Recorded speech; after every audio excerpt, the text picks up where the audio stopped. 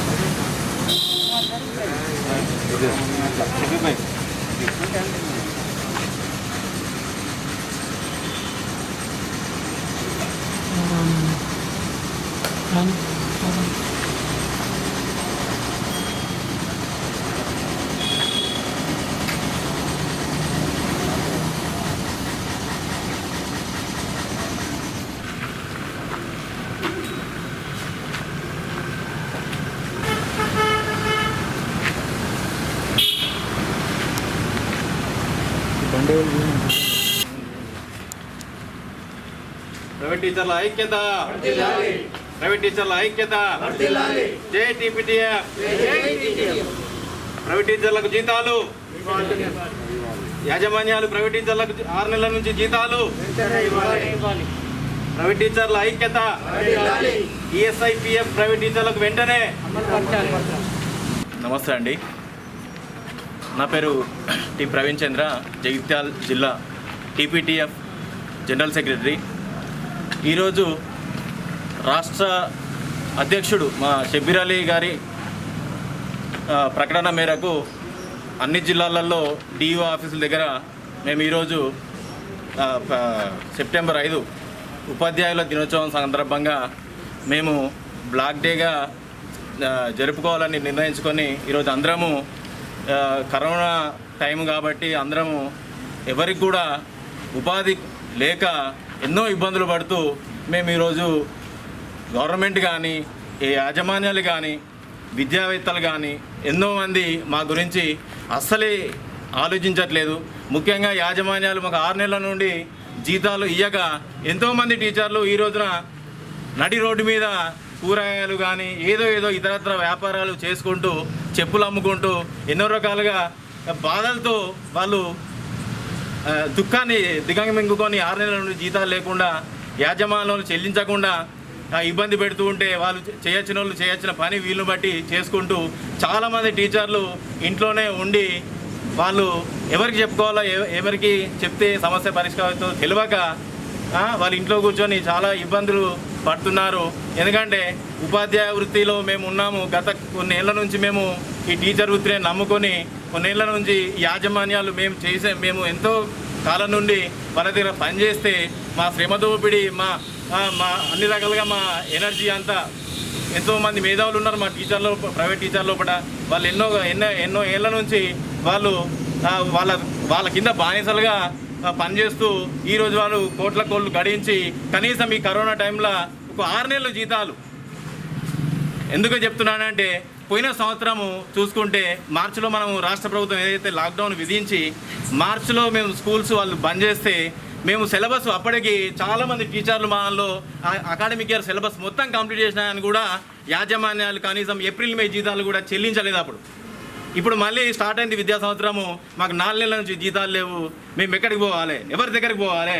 Government మా రాష్ట్ర వ్యాప్తంగా ఇప్పుడు అన్ని డిఓ ఆఫీసుల ముందట ఇవాళ నల్ల బ్యాడ్జీలు పెట్టుకొని అందరూ ఒక మౌనంగా దుఃఖిస్తూ రోధిస్తూ అలా ఎంతో బాధపడుతున్నారు. రాష్ట్ర ప్రభుత్వం సబితా ఇంద్రారెడ్డి గారికి, విద్యాశాఖ మంత్రి గారికి, ఆ మేడంకు ఎన్నోసార్లు ఎంతోమంది మా టీచింగ్లో ఉన్నవాళ్ళు లేడీ టీచర్లు ఉన్నారు. వాళ్ళు ఇప్పుడు రావడానికి కరోనా టైంలో రావడానికి భయపడుతున్నారు. అన్నా మేము వస్తామంటే కూడా మీరు రాకండి, మేము ఉన్నాము 10 మంది. ఎందుకంటే కరోనా నిబంధనలు ఇప్పుడు పర్మిషన్లు ఇవ్వట్లేదు, బయటికి రావట్లేదు. లేకపోతే ఇవాళ ఒక 100 మంది మేము లేడీస్ని తీసుకొచ్చి మాట్లాడిస్తే ఎట్లా ఉంటుంది? కనీసం విద్యాశాఖ మంత్రి కనీసం స్పందన లేదు. కేసీఆర్ గారి దృష్టికి పోతుంది చాలాసార్లు విషయం, మీడియా ద్వారా పత్రికల ద్వారా ఎన్నో రోజుల నుండి మేము ఉద్యమాలు చేస్తున్నాం. కానీ ఏది వాళ్ళు పట్టించుకుంటలేరు. అంటే మేము కష్టపడి మేము తెలంగాణలో మేము కూడా పోరాటాలు చేసినాం, అన్నీ చేసినాం, స్కూల్ వెంబడే పోయినాం, బస్సులలో ఎక్కినాం, ఉద్యమాలు చేసినాం. మరి మేము ఉండుడా బతుకుడా సచ్చుడా? అసలు ఈ 6 నెలల నుంచి జీతాలు లేకుండా ఉంటే మేము ఎట్లా బతకాలి? ఆ పిల్లం బిడ్డలు మేము ఎట్లా పోషించుకోవాలి? ఇప్పుడు నాకంటే ఏదో పని దొరుకుతుంది నేను పోతున్నా, కానీ వేరే వాళ్ళ పరిస్థితి ఏంది? వేరే పని చేసి ఎవరు కూడా ఈ వేరే వృత్తులు మా టీచర్లలో జాబులు చేసేవాళ్ళు వేరే వృత్తులు ఎవరు చేయలేదు. ఇప్పుడు చెప్పండి, ఏదైనా ఇప్పుడు గడ్డపార బట్టి ఏదైనా దున్నొచ్చా, వ్యవసాయం చేయొచ్చా, మాకు ఏదైనా పండ్ల బండ్లు మేము పెట్టుకొని బతకొచ్చా? యాజమాన్యాలు కనీసం కూడా దీని గురించి కూడా ఆలోచిస్తలేదు. ఒక 6 నెలల జీతాలు ఇస్తే ఏమవుతుంది? ఎన్నో బిల్డింగ్లు ఉన్నాయి, అవసరమైతే ఒక బిల్డింగ్ అమ్ముకొని ఒక బస్సు అమ్ముకొనివ్వండి, మళ్ళీ మేము వస్తాం, మేము జాయిన్ అయిన తర్వాత మళ్ళీ సంపాదించుకోవచ్చు. ఆ ఓపు మేము ఇస్తున్నాం. కానీ వాళ్ళు మాత్రం ఒక చీమ, వాళ్ళకు గడ్డి పూస, ఒక అన్నం గింజ కూడా మాకు బిచ్చమేస్తలేరు. వాళ్ళ ఇంట్లో ఉన్న ఒక అన్నం గింజ కూడా ప్రైవేట్ టీచర్లకు ఇవ్వడానికి వాళ్ళకు ధైర్యం వస్తలేదు. ఎంత ఘోరంగా ఉందంటే ఎవరో పరిస్థితి, ప్రైవేట్ టీచర్ల పరిస్థితి. రాష్ట్ర వ్యాప్తంగా 1200 స్కూళ్ళల్లో పనిచేసే దాదాపు 2,50,000 మంది టీచర్లు. మేము డిఓ గారికి కూడా నేను చెప్తున్నా, నేను స్వయంగా రిపోర్ట్ చేసిన డిఓ గారికి, నువ్వు మీ సంఘంలో ఎంతమందికి జీతం రాలేదో దిగి నువ్వు తీసుకురానే ఇప్పిస్తా అన్నాడు. నేను ఏప్రిల్ 5th నాడు నేను రిపోర్ట్ ఇచ్చిన, ఇదే డివి ఆఫీస్లో వాళ్ళు పంపించిన రిపోర్ట్ కూడా ఉంటుంది. దానిలో వాళ్ళు నా మీదనే ఏదో ఈయన మంచి పని చేయడం అని అదో నేను 15 ఏళ్ళ నుంచి పనిచేస్తున్నా. పెద్ద కార్పొరేట్ స్కూల్లో కూడా నేను పనిచేసిన. మానస కానీ మన జిఎంఎస్ కానీ 4 ఏళ్ళ ఎక్స్పీరియన్స్, ఐఐటి మ్యాథ్స్ ఫ్యాకల్టీగా నేను పనిచేస్తున్నా. అట్లాంటి 15 ఏళ్ళ నుంచి నేను చేసినోండి. ఇప్పుడు ఏదో జీతం కారణంగా డిఓ ఆఫీసులకు వచ్చి కంప్లైంట్ చేస్తే నా మీదనే వీళ్ళు నెగిటివ్గా యాజమాన్యాలు నేను క్యారెక్టర్ బాగాలేదని అదే ఇవ్వలేదు అలా అనడం కాదు. ఏదైనా ఉంటే వీడియో ప్రూఫ్ చూపించండి. నేను ఎవరితో మాట్లాడి ఉంటే వీడియో ప్రూఫ్ చూపించండి. అనవసరంగా టీచర్లను బదనాం చేయొద్దు. యూనియన్లో ఉన్న టీచర్లను బదనాం చేస్తుర్రు, మాకు ఉద్యోగ భద్రత లేకుండా చేస్తుర్రు. అంటే మేము పోరాడొద్దా? మాకు యూనియన్లు ఉండొద్దా? యాజమాన్యాలకే ఉండాలన్నా యూనియన్లు? అంటే మాకు ఉండొద్దా? మరి మాకు మీరు జీతాలు ఇవ్వద్దు అని మీరు ఇవ్వము అని చెప్పండి. మేము ఇట్లనే ఉంటాము, ఈ గవర్నమెంట్ దృష్టిలో మేము కూడా ఏదైనా చెప్తున్నాము అని చెప్పాలి. మేము ముఖ్యంగా గవర్నమెంట్ ద్వారా ఇప్పుడు కాంగ్రెస్ కానీ బీజేపీ కానీ మిత్రపక్షాల వాళ్ళు దయచేసి మా సమస్యను ఈ కార్యక్రమానికి వచ్చిన జీవన్ రెడ్డి గారిని, పట్టణ శాసన మన ఎమ్మెల్సీ గారికి ప్రత్యేకంగా ధన్యవాదాలు తెలుపుతాను. ఫిర్యాదులు పోయినాయి, కానీ అధికారుల దగ్గర కూడా పోయినాయి, కానీ గవర్నమెంట్లో ఏ ఒక్కరు కూడా స్పందిస్తలేరు. ప్రైవేట్ టీచర్లు అంటే బానిసలుగా చూస్తున్నారు. అంటే ఒక గవర్నమెంట్ జాబ్లో ఉన్న వాళ్ళు మాత్రమే టీచర్లు, ఇక వేరే డిపార్ట్మెంట్ ప్రైవేట్ టీచర్లో ఉన్నవాళ్ళు వీళ్ళు వర్కర్సే కాదు, వీళ్ళు ఒక మనుషులే కాదు అన్న రీతిలో ఈ డిపార్ట్మెంట్లో ఉన్న వాళ్ళు కూడా ప్రైవేట్ టీచర్ల గురించి ఏమాత్రం పట్టించుకుంటలేరు. ఈ ధోరణి ఇప్పటికైనా పోవాలి.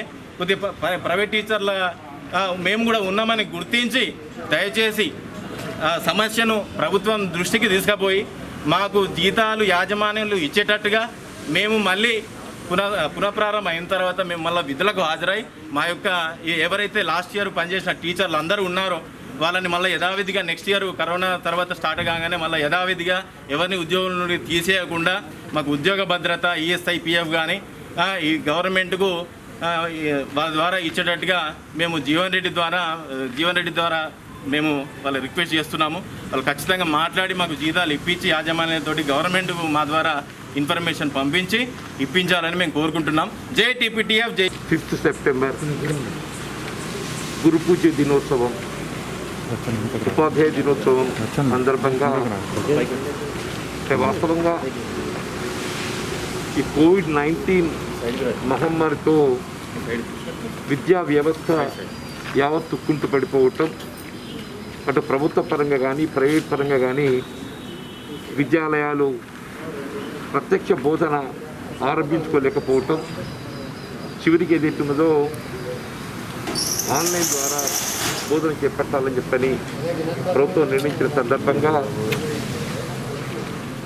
వాస్తవంగా భారత రాజ్యాంగ నిబంధనలకు అనుగుణంగా విద్య, వైద్యం ఈ రెండు ప్రాథమిక హక్కుగా రాజ్యాంగంలో పేర్కొనడం జరిగింది. ప్రతి నిరుపేద విద్యార్థికి ప్రభుత్వ పరంగా ఉచిత విద్యా బోధన సౌకర్యం కల్పించడం ఇది ప్రభుత్వ బాధ్యత. అయినప్పటికీ ప్రభుత్వ పరంగా ఆశించిన మేరకు బోధన సదుపాయం కల్పించలేకపోవడంతో ప్రైవేట్ విద్యాలయాలపై విద్యార్థులు ఆధారపడడం, మరి ప్రైవేట్ విద్యాలయాలలో విద్య ఒక వాణిజ్య వ్యవస్థగా రూపుదిద్దుకోవటం, సామాన్య కుటుంబీకులపై ఇది ఆర్థికంగా భారం కావటం మనం గమనిస్తున్నాం. ఇలా విద్యా హక్కు చట్టానికి అనుగుణంగా కూడా ప్రైవేట్ పాఠశాలల్లో కనీసం 25% నిరుపేద కుటుంబాలకు వాళ్ళ దళితులే కానీ, బలహీన వర్గాలే కానీ, అల్పసంఖ్యాక వర్గాల వారికి కానీ ఉచితంగా విద్యా బోధన సౌకర్యం కల్పించాలని చెప్పని మనకు ఆనాడు యూపీఏ ప్రభుత్వ హయాంలో చేపట్టినటువంటి ఒక విద్యా హక్కు చట్టం నిర్దేశించినప్పటికీ కూడా మన తెలంగాణ రాష్ట్ర ప్రభుత్వం ఆ విద్యా హక్కు చట్టం అమలు చేయలేకపోవటంతో సామాన్య కుటుంబీకులపై ఆర్థికంగా భారమవుతుందని చెప్పంటున్నాను. ఇక్కడ ప్రైవేట్ విద్యాలయాలు ఒక విధంగా ప్రభుత్వం నిర్వహించాల్సినటువంటి ఒక బాధ్యత వల్ల ప్రైవేట్ విద్యాలయాలు నిర్వర్తిస్తుంది. వాళ్ళు ఏ ప్రైవేట్ విద్యాలయాలలో 50% పైచీలకు విద్యా బోధన సదుపాయం పొందడం జరుగుతుందో ప్రైవేట్ విద్యాలయాలంటూ లేకపోయి ఉన్నట్టయితే ఈ 51% ఇలా ప్రైవేట్ విద్యాలయాలలో బోధన సదుపాయం పొందుతున్న విద్యార్థులు అందరూ కూడా ప్రభుత్వ విద్యాలయాలలో బోధన సౌకర్యం కల్పించే ఒక బాధ్యత తెలంగాణ రాష్ట్ర ప్రభుత్వంపై ఉండి ఉంటుంది. అంటే పరోక్షంగా ఇలా ప్రభుత్వం నిర్వర్తించే బాధ్యత ప్రైవేట్ విద్యాలయాలు నిర్వర్తిస్తుంది. ప్రభుత్వంపై పడవలసినటువంటి యొక్క ఆర్థిక భారాన్ని ఇలా ప్రైవేట్ విద్యాలయాల ద్వారా ఇలా నిరుపేద వర్గాల విద్యార్థుల తల్లిదండ్రులపై ఆర్థికంగా మనం భారం మోపడం జరుగుతుందని చెప్పంటారు. ఇటువంటి పరిస్థితులలో ప్రైవేట్ విద్యాలయాలలో బోధన సదుపాయం పొందుతున్నటువంటి యొక్క విద్యార్థులు వారికి కావాల్సినటువంటి ఒక మౌలిక సదుపాయాలు, బోధనా సిబ్బంది, వారు చెల్లించాల్సిన ఒక వేత భత్యాలు కేవలం ప్రైవేట్ యాజమాన్యాలపైన పూర్తి భారం కాకుండా ప్రభుత్వం కూడా భరించాల్సిన ఒక ఆవశ్యకత ఉందని చెప్పక తప్పదని చెప్పంటుంది. ఎందుకంటే ప్రభుత్వ పాఠశాలల్లో పూర్తిగా ప్రభుత్వమే బాధ్యత వహిస్తుంది.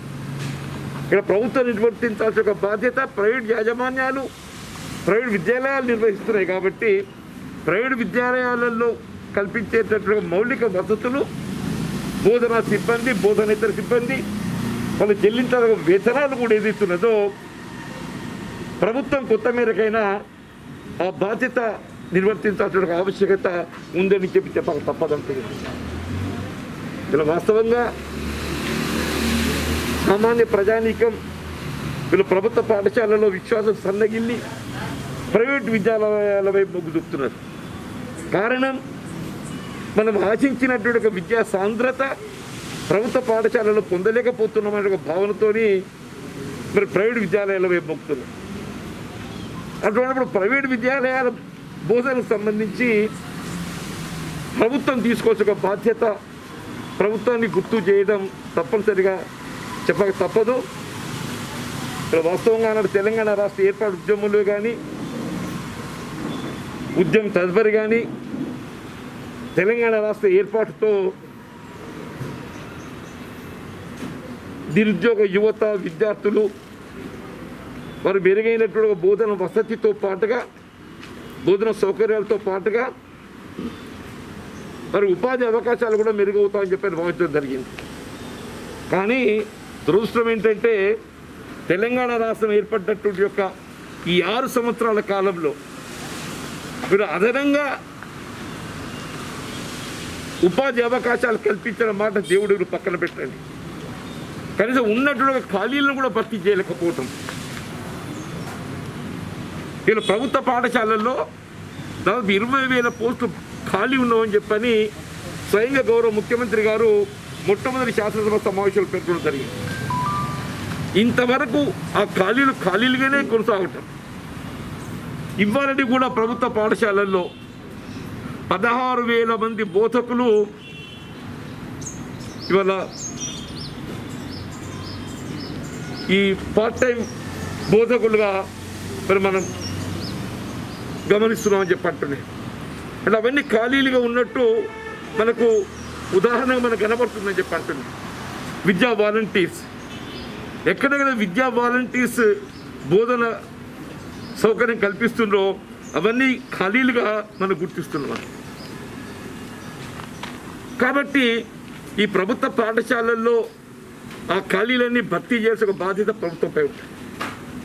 ఇటు ప్రైవేట్ యాజమాన్యాలలో కానివ్వండి, ప్రభుత్వ యాజమాన్యాలు పాఠశాలలు కానివ్వండి, బోధన సిబ్బందికి సంబంధించి విద్యా హక్కు చట్టానికి అనుగుణంగా టెట్, టీచర్ ఎలిజిబిలిటీ టెస్ట్ అనేది ఇది కంపల్సరీ అయిపోయింది, మ్యాండేటరీ అయిపోయింది. ఈ టీచర్ ఎలిజిబిలిటీ టెస్ట్ యొక్క ఉత్తీర్ణత కేవలం 7 సంవత్సరాలకే పరిమితమై ఉన్నది. ఆ టీచర్స్ ఎలిజిబిలిటీ టెస్ట్ కూడా నిర్వహించక ప్రభుత్వం టీచర్స్ ఎలిజిబిలిటీ టెస్ట్లో క్వాలిఫికేషన్ లేకుండా ఉన్నట్టయితే ఇలా ప్రైవేట్ యాజమాన్యంలో కూడా నీకు బోధన సదుపాయం పొందే అవకాశం ఉండదు. అది తప్పనిసరిగా నిబంధన. టీచర్ ఎలిజిబిలిటీ టెస్ట్ నిర్వహణతో ప్రభుత్వంపై పడే ఒక ఆర్థిక భారం లేదు. కానీ టీచర్ ఎలిజిబిలిటీ టెస్ట్ నిర్వహిస్తే అందులో ఉత్తీర్ణత పొందినటువంటి వారు ఎక్కడ ప్రభుత్వంపై ఒత్తిడి తెస్తారు అని చెప్పని కనీసం టెట్ నిర్వహణ కూడా చేపట్టడం లేదు చెప్పండి. ఇలా ప్రభుత్వ పాఠశాలల్లో బోధన సిబ్బందికి మరి లాక్డౌన్ పీరియడ్లో వారికి వేతనాలు చెల్లింపజేసిన బాధ్యత వీళ్ళ ప్రైవేట్ యాజమాన్యాలపై ఉన్నది. ప్రభుత్వం ఏదైతున్నదో ప్రైవేట్ యాజమాన్యాలకు సూచన చేసింది, మీరు వేతనాలు ఇవ్వమని చెప్పండి. జిల్లా కలెక్టర్లకు ఆదేశాలు ఇచ్చింది, డిఈఓలకు ఆదేశాలు ఇచ్చింది. కానీ ఎక్కడ అమలైన దాఖలాలు లేవు. కేవలము ఉత్తర్వులు మాత్రం జారీ అయినాయి, అమలు మాత్రం ఎక్కడ లేదు.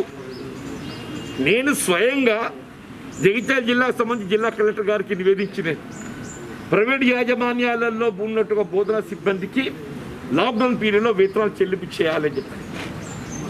ప్రైవేట్ యాజమాన్యాలు ఏమంటాయి,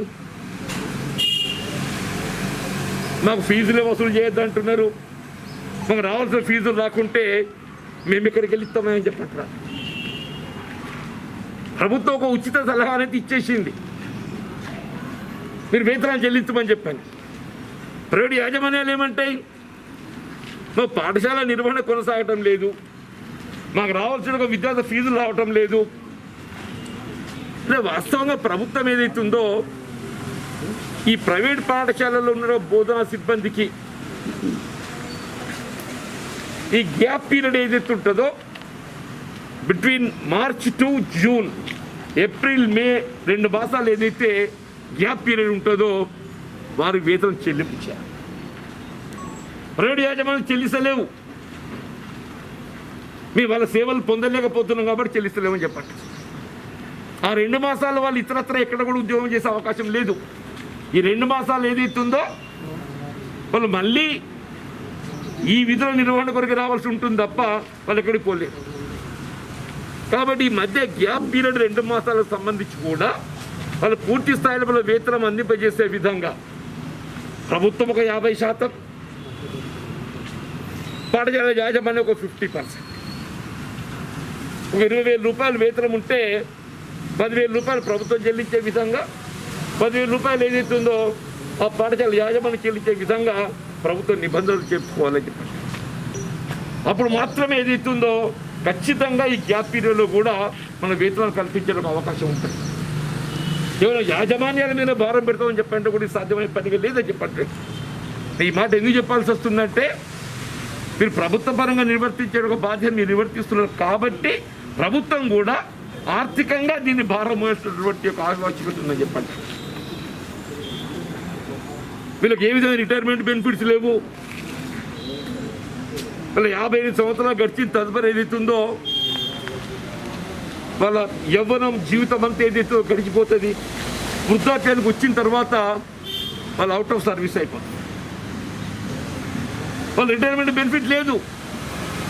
నేనేమంటున్నా, కనీసం మీరు జీవితకాలంలో ప్రభుత్వ పరంగా ఉద్యోగ అవకాశం కల్పించలేకున్నా కానీ వారి పదవి విరమణ 55 సంవత్సరాలు గడిచినటువంటి వారికైనా కానీ రిటైర్మెంట్ బెనిఫిట్ ఇతర ప్రభుత్వ ఉద్యోగస్తులు ఏ విధంగా కల్పిస్తారో ఆ విధంగా కొంత పరిగణ తీసుకొనైనా కల్పించాల్సిన ఆవశ్యకత ఉందని చెప్పండి. అట్లాగే ఇప్పుడు ప్రావిడెంట్ ఫండ్, ఎంప్లాయ్మెంట్, ఈపీఎస్ ఇది లేదు. ఎంప్లాయ్మెంట్ ప్రావిడెంట్ ఫండ్ నేనేమంటున్నా మా మిత్రులతోని, మీ ప్రావిడెంట్ ఫండ్ అనేది మీ హక్కు. ఎక్కడెక్కడైతే ఏ విద్యాలయాల్లోనైతే ప్రావిడెంట్ ఫండ్ సమకూర్చడం లేదో please bring it to my notice. నేను కార్మిక చట్టానికి అనుగుణంగా మిమ్మల్ని ప్రావిడెంట్ ఫండ్లో, ఎంప్లాయ్మెంట్ ప్రావిడెంట్ ఫండ్లో ఎన్రోల్మెంట్ చేయించే బాధ్యత నేను తీసుకుంటాను. ఉన్నటువంటి నిబంధనలు మనం హక్కుగా పొందేయడానికి ఏదైతుందో మన ప్రయత్నం చేద్దామని చెప్పండి. పొందలేకుంటే నిష్ప్రయోజనం. అది పొందలే ప్రయత్నం చేద్దామని చెప్పండి. రేపు రాబోయేటువంటి శాసన మండలి సమావేశంలో మరి ఏ అవకాశాన్ని తీసుకొని ఇలా ప్రైవేట్ విద్యాలయాల్లో ఉండే ఒక బోధన సిబ్బందికి సంబంధించి మీ వేతనాల చెల్లింపు, అట్లా employment provident fund, retirement benefit, ప్రభుత్వ పాఠశాలల్లో ఖాళీల భర్తీలు, ప్రభుత్వ పాఠశాలల్లో ఖాళీల భర్తీలతోని కొంతమేరకు మీరు శాశ్వత ప్రయోజనం పొందేటకు అవకాశం ఉంటుంది. ఇక్కడ బోధనా సిబ్బంది tomorrow you can appear there, ఆడ మీకు ఉద్యోగ అవకాశం పొందేటకు అవకాశం ఉంటుంది. టెక్ నిర్వహణ, ఈ అంశాలన్నీ కూడా నేను తప్పకుండా తీసుకెళ్తానని చెప్పని మనం చేస్తున్నాను.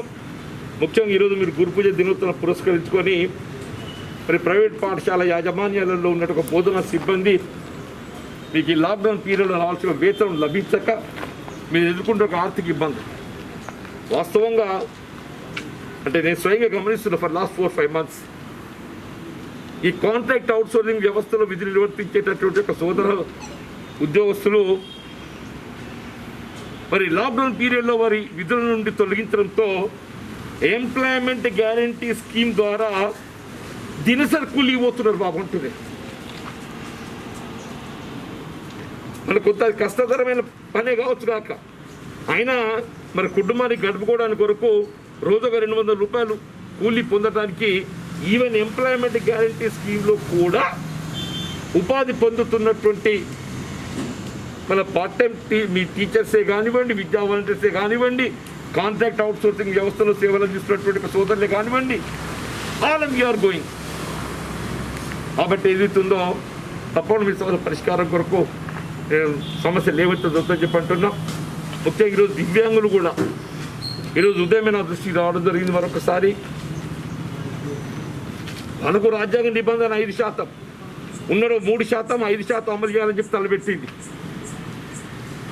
ఇలా 5% లేదు, 3% లేదు. 3-5 చేస్తామంటే అందులో సంతోషపడ్డాం. 3 లేదు, 5 లేదు, అసలు భక్తి లేదు.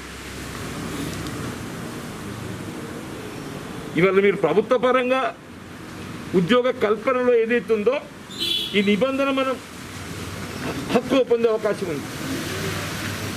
ఇవాళ విద్యా వాలంటరీ వ్యవస్థే కానీ, కాంట్రాక్టింగ్ అవుట్సోర్సింగ్లో కానీ ఎక్కడ కూడా డిజేబుల్డ్ ఎంప్లాయ్మెంట్ రిజర్వేషన్ అనేది అమలుకు నోచుకుంటున్నట్టు కనపడటం లేదు. అబద్ధం. వీళ్ళు దివ్యాంగులు ఉన్నటువంటి ఒక కడు దయనీయమైన పరిస్థితులలో వాళ్ళని కూడా ఆదుకుంటున్న బాధ్యత ప్రభుత్వం ఉందని చెప్పని నేను మనం చేస్తూ జగిత్యాల జిల్లా కాంగ్రెస్ పక్షాన మిత్రులు జగిత్యాల జిల్లా కాంగ్రెస్ అధ్యక్షులు అడ్లూరి లక్ష్మణ్ కుమార్ గారు, అట్లాగే మా మిత్రులు రాష్ట్ర కాంగ్రెస్ కార్యదర్శి గారు అయినటువంటి బండి శంకర్ గారు ఇలా సంఘీభావం తెలపడమే కాదు, ఇక్కడ సమస్యల పట్ల ఏదైతుందో పూర్తిగా మీకు అండగా నిలిచే విధంగా మరి వారు ఈరోజు ఈ సమావేశంలో పాల్గొనడానికి రావడం జరిగింది.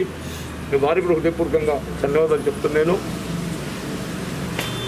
మీరు కొన్ని సమస్యలు మరి తెలంగాణ రాష్ట్రం అంటే మన స్వయం పాలన మన సమస్యలంటే పరిష్కారం లభిస్తుందని చెప్పి అనుకున్నాం. కానీ అసలు సమస్య తెలంగాణ మొదలైంది. అసలు సమస్య తెలంగాణ మొదలైనవి. ఉమ్మడి రాష్ట్రం మెరుగ్గా కనబడి ఉమ్మడి రాష్ట్రం కంటే తెలంగాణ పాలన మెరుగుంటాయని భావించినాం. కానీ ఇప్పుడు ఏదైతుందో ఉమ్మడి రాష్ట్రం మెరుగుంటాయని చెప్పిన భావన కనిపిస్తుంది. మన పొరుగు రాష్ట్రం ఆంధ్ర రాష్ట్రం ఏదైతున్నదో మనది ధనిక రాష్ట్రం, అది మనది మిగులు బడ్జెట్టే, అది లోటు బడ్జెట్. కానీ లోటు బడ్జెట్తో ఏర్పడినట్లు ఒక రాష్ట్ర ప్రభుత్వం కల్పిస్తున్నటువంటి ఒక సౌకర్యాలు, రాయితీలు కూడా ఇక నిరుద్యోగ యువత కల్పించబడటం. నిరుద్యోగ యువతకు ఏదైతుందో వారికి కల్పిస్తామన్నటువంటి ఒక నిరుద్యోగ వృత్తి పొరుగు రాష్ట్రం ఆంధ్ర రాష్ట్రంలో ఏదైతుందో నిరుద్యోగ వృత్తి కల్పిస్తున్నారు. మన నిరుద్యోగ వృత్తి లేదు. మన మిగులు రాష్ట్రం అది రోడ్డు బడ్జెట్. రోడ్డు బడ్జెట్ కూడా ఏదైతే ఉందో నిరుద్యోగ వృత్తి కల్పిస్తుంది. మిగిలిన రాష్ట్రంలో నిరుద్యోగ వృత్తి లేదు. అంటే ఇవాళ తెలంగాణ రాష్ట్రంలో అంటే అత్యధికంగా ఇబ్బందులు ఎదుర్కొనేది ఎవరు అంటే నిరుద్యోగ యువత అని చెప్పి. చదువుకున్నాడుగా మొత్తం ఉన్న కష్టాలన్నీ ఉన్నాయా. కాబట్టి మీరు చేపట్టే కార్యక్రమానికి మీకు అండగా నిలవాలని మా సంఘీభావం తెలుపుతో పాటుగా ఈ సమస్య పరిష్కారానికి తోడ్పడమని చెప్పి భావంతో రావడం జరిగింది. జై తెలంగాణ.